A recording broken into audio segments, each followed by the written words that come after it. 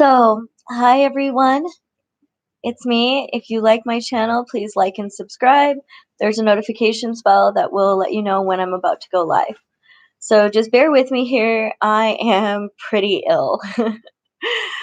So I want to talk about chronic illness, and it's something that many of us face. It's rather misunderstood by even, hi Megan, by even ourselves or those who are around us. So I want to kind of just explain some things. So yesterday I got to spend most of my day in the hospital. And the reason for that is I've been dealing with a lot of symptoms lately that are outside of my chronically ill normal. And my all the lymph nodes about from here and up um, are swollen and swelled so bad that it was shutting my throat off. And so my body started choking itself out, and that was a problem. So I went in, of course, to the hospital, and I have to say they were really amazing. They did a great job. Um, but we're still not sure what's going on. And there's been some other symptoms that are not quite fitting, so I have to go back in for diagnostic tests. Here's the thing. Anytime new symptoms crop up, anytime there's something new that comes up, it's always this almost fear that this is now going to become your new normal. Because every time, for example, when I was very young, I was first diagnosed at 18, but I know it was a problem early on. I was diagnosed with endometriosis, very painful. Then, it just kind of snowballed. And there was one illness after another. And each time that affected me, I would have to build up to working around this new normal. And that new normal was chronically ill. Hi, Tony. And sometimes, I did better with some than I did better with others. And and now that these new things are cropping up, I feel like it's a little nerve-wracking hoping that this isn't the new normal. Um, so what I have apparently, this new little thing is called lymphadenopathy, adenopathy. I'm not pretty sure I'm not saying that right. Um, but it's also paired with some other pretty rockin' GI symptoms and things that's been going on. And here's how it affects life, right? So sorry, I was invited to Virginia to have my teeth work done and was very excited. And all I said was, hi, Lasai. I'm explaining how I am right now. um, so I was invited to go and get dental work done. And I was like, I just had to wait for um, a screening test, a cancer screening test to come back. And it came back negative for that one. There's still some tests that need to be done. Um, and I was like, yay, all cleared to go. I'm so excited.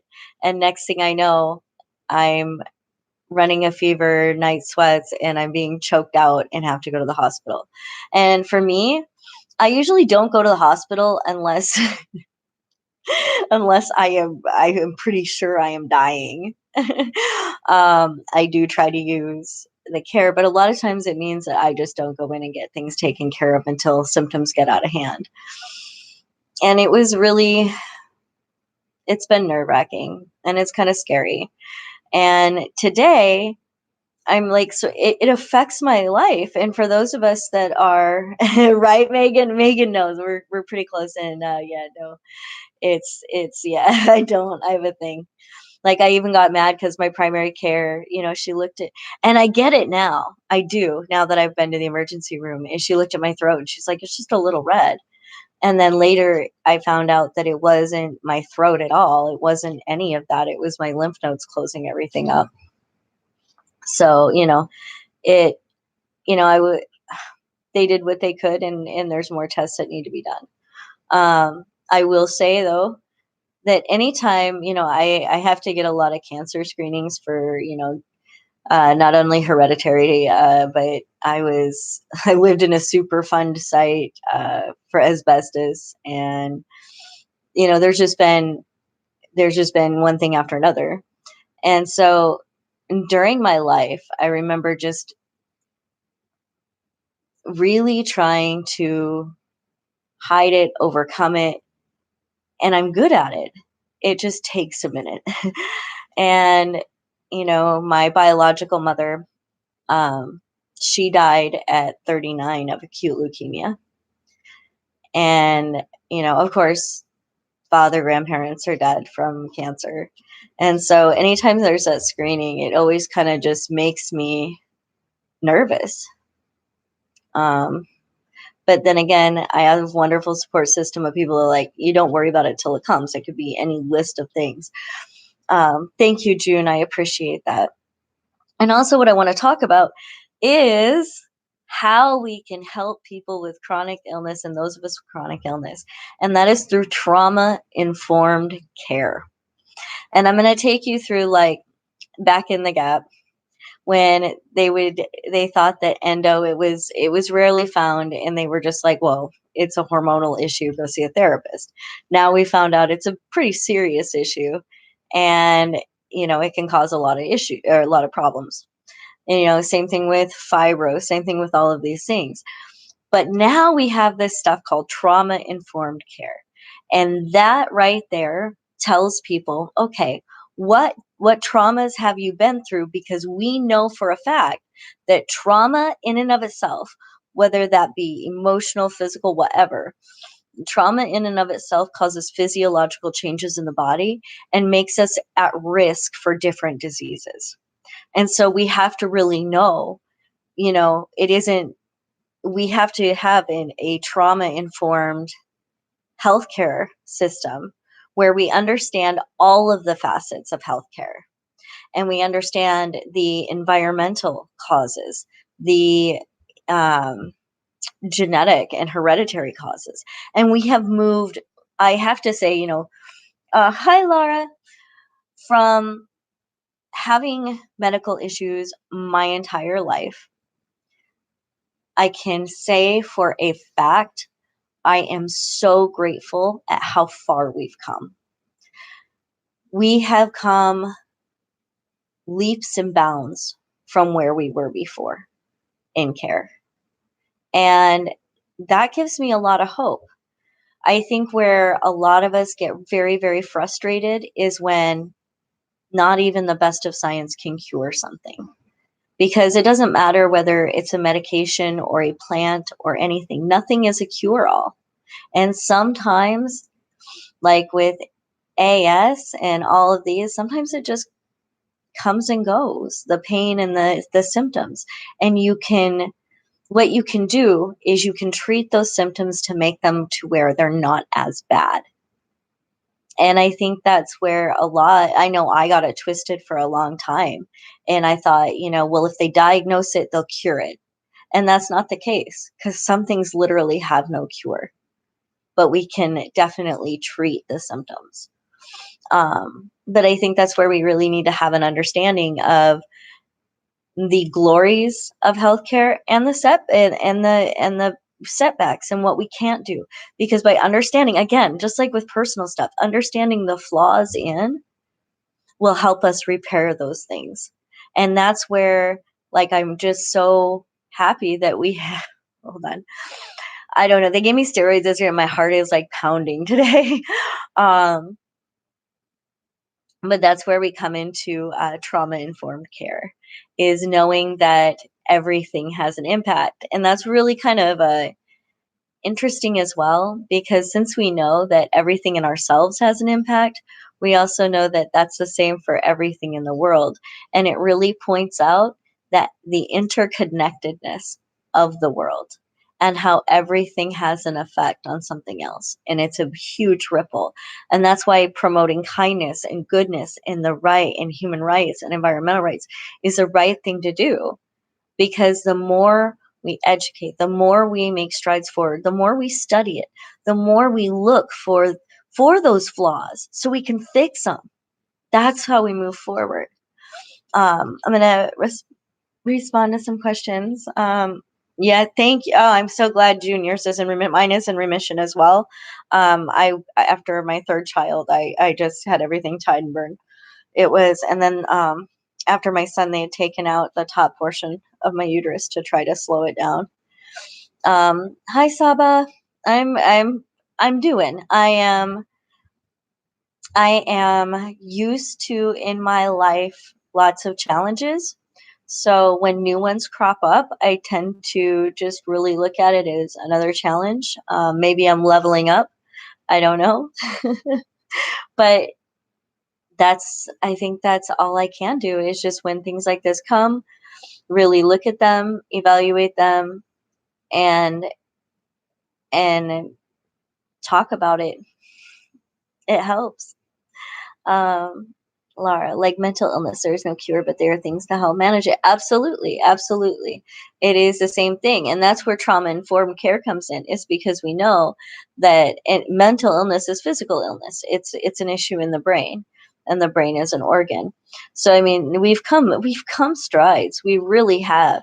And like for me, the antidepressant I take, I used to say antidepressants don't work. I used to tell people the same thing people say now: medications don't work, they're blah blah blah blah blah. And it's like, well, I hadn't found the right one, and sometimes it takes a minute for them to find. I mean, we have all very different systems, and things work in our systems very very different ways. So something that works for one person may not work for another and may make it worse. Now, I was lucky enough after, like, I don't know, years of horrible medications to finally get one that works and works well. So I think that that's, something that we need to be aware of as well.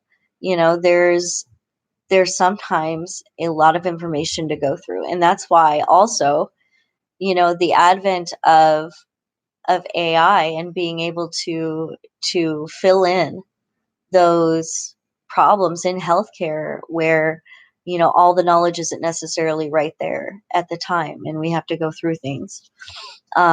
Making interconnectedness. It's incredible to see how much everything. Um, ah, it's incredible how much everything affects everything else. It really is. It's crazy. It it is the most interesting and beautiful and amazing thing to know that every move we make impacts our world and causes a ripple effect. And it's enlightening on a whole nother level. Um, that is one thing I absolutely adore about our world, and really try to let people know that, everything affects everyone. Just like right now with the Amazon burning, we don't breathe local air. We breathe air from everywhere, and I mean, we pollute our local air, so maybe sometimes it isn't as fresh as when it comes from the Amazon or whatever, or wherever it's coming from. But it's the same thing with the peat fires. It's the same thing, we're we are literally causing harmful ripple effects. And man, we got to start putting out better ones because it is interconnected, and we have to start doing the right thing, and that's, I think, where sometimes there's maybe a wall with some people, because it doesn't matter whether something should or shouldn't be happening. It needs to be fixed. If it is happening, we need to address it, and we need to fix it. It doesn't matter what happened, in the past, whatever. If there's an issue now, it gets fixed now. That's how we move forward. That's how we put out better ripples. And above all else, do no harm. Try your best to just do no harm. I and make actions that are positive and kind, because that stuff really does. It ripples. It comes in a, yeah. Sorry, my words today. I'm sick. I'm straight up sick, and so I'm not gonna really apologize. Bill, hello. Hope that you're feeling better this week. Um, it's touch and go. We don't know what's going on. And so, I mean, I hope that what I hope is that it clears up and it's not a new normal, because it takes forever to get used to a new normal and it's really irritating. And I just don't have the time. I have things I need to be doing, things I need to be solving. So, I don't know. I don't know. I know that the swelling has gone down, and in essence, I am feeling better.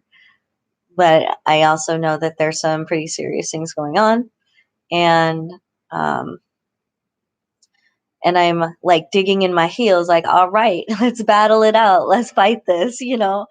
But sometimes that takes a few deep breaths, and it takes being like, "Whew, okay," you know. Um, yeah, I am a little better today. Thank you, Lisa. I appreciate it. And And that's the thing, and that's with chronic illness. It's learning to deal with those things, because, like I was telling them yesterday, they're like, "What's your pain level?" I'm like, "Well, it's a 7 right now, but I hover right at a 5 anyway." But, I told them, I said, "It doesn't matter. I've got so many conditions. Don't even worry about the pain in my body. I want from here up, fix this. I can't be choked out by my body. I can handle pain, but not this." Not even a thing, like, please. And you get used to this.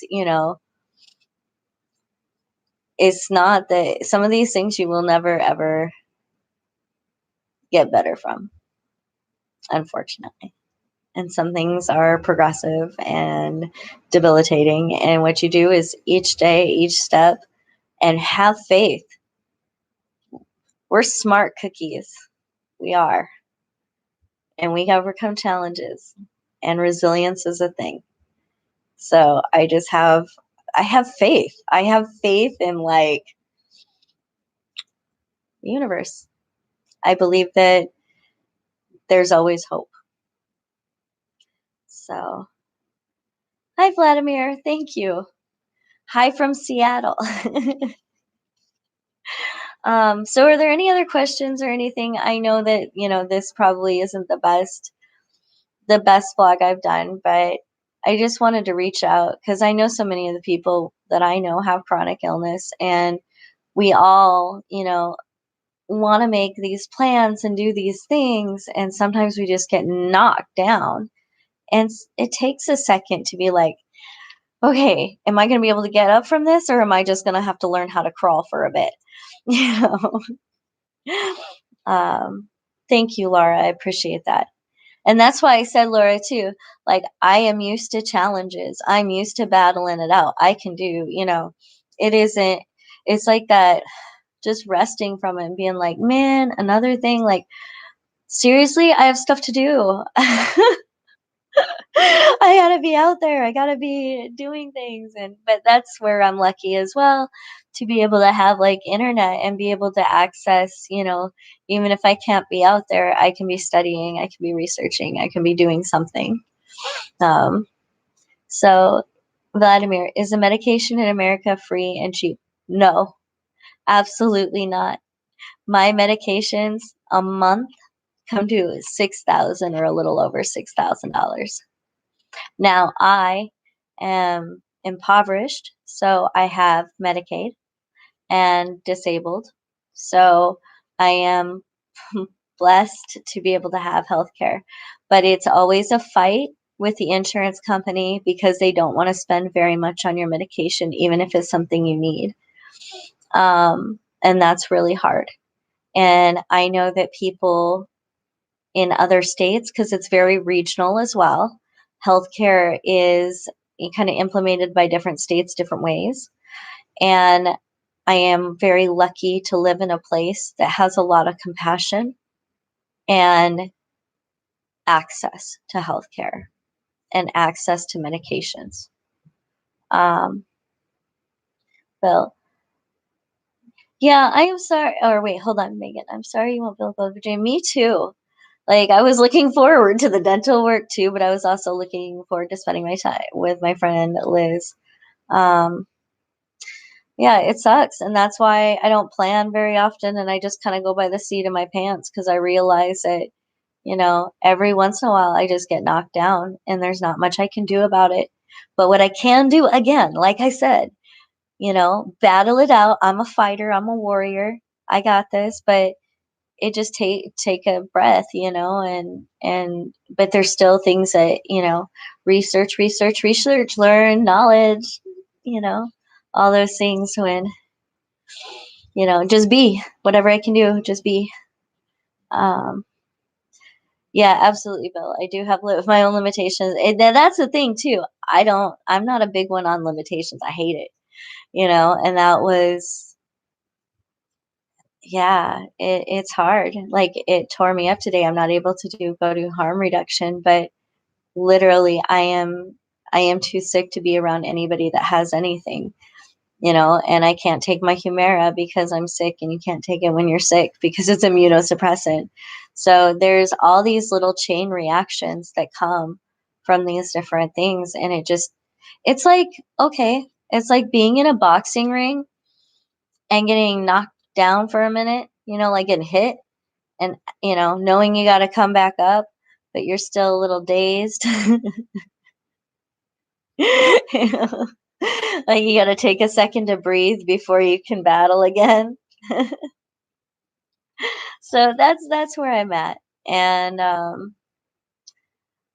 yeah, so I'm going to take some days and just really try to rest up. I'm probably going to have some doctor's appointments and stuff, and I'll talk about that as I go, but um I want to throw out a huge shout out to those that, support me and love me, and make it possible for me to do what I am able to do even down. Like it's a huge deal. And on a side note, I am specifically going to thank Gypsy for immediately the last few days taking Rowan out, making sure I'm okay, checking on me, for D for coming to the house and sitting with me after I got back from the hospital to make sure everything didn't swell and choke me out again, for Liz who sent me food and renewed my phone service. It's, and for all the people who called in my support system, and I got so much love. It was made me realize how much I love my life now. I didn't have that before. I was so very, very alone. And homelessness built me a community of beautiful, amazing, kind people, and showed me what strength I do have. And if anything, sometimes I am grateful to the challenges I have faced for what it has taught me. Um, yeah, Laura, it's true though. Thank you, Megan. I appreciate that. So if there's any other questions or anything, feel free to ask them. Um, Again, if you want to support me in my mission, there's links up in the description. And this time I did add the Patreon one too. Um, I am going to take today and probably be a little frustrated because my house seriously needs cleaning, and I don't do well when it needs cleaning. I need to clean. But I also know that I have to rest or I'm not going to get better. So, and I probably should quit talking. So I'm going to get off of here. I just want to say that I appreciate all of you.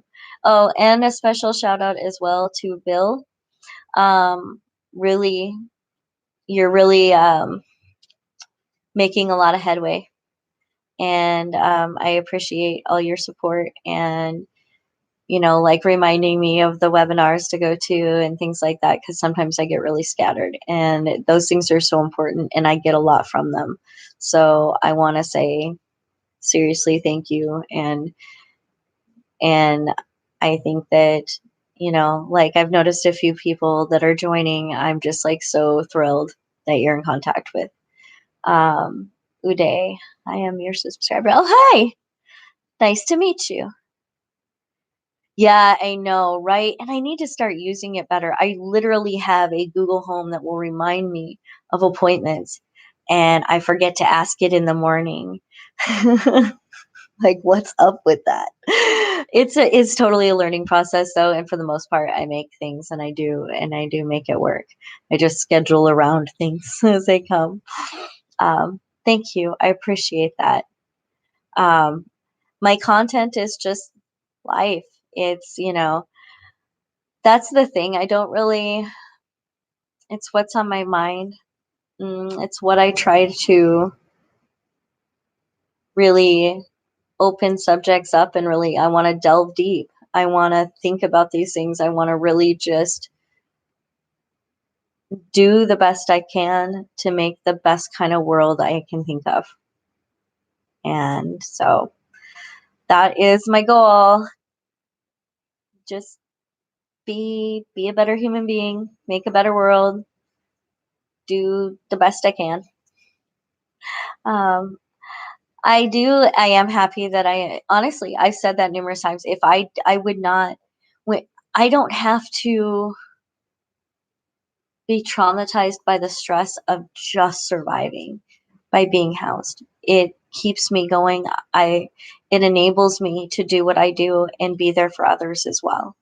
And I wouldn't have that opportunity unless I was stably, safely housed. And I am so very grateful and will do everything in my power to help ensure that others have that as well and get that too.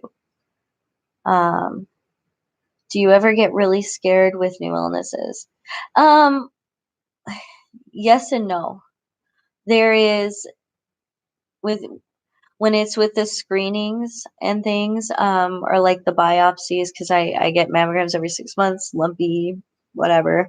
Um, it does make me nervous because there's been lots of times where they've missed things, like my AS. Everything pointed to AS, and they were, oh, you're too young, blah blah blah blah blah. When tests, it's those kind of things that have been missed have caused me a lot of issues and pain.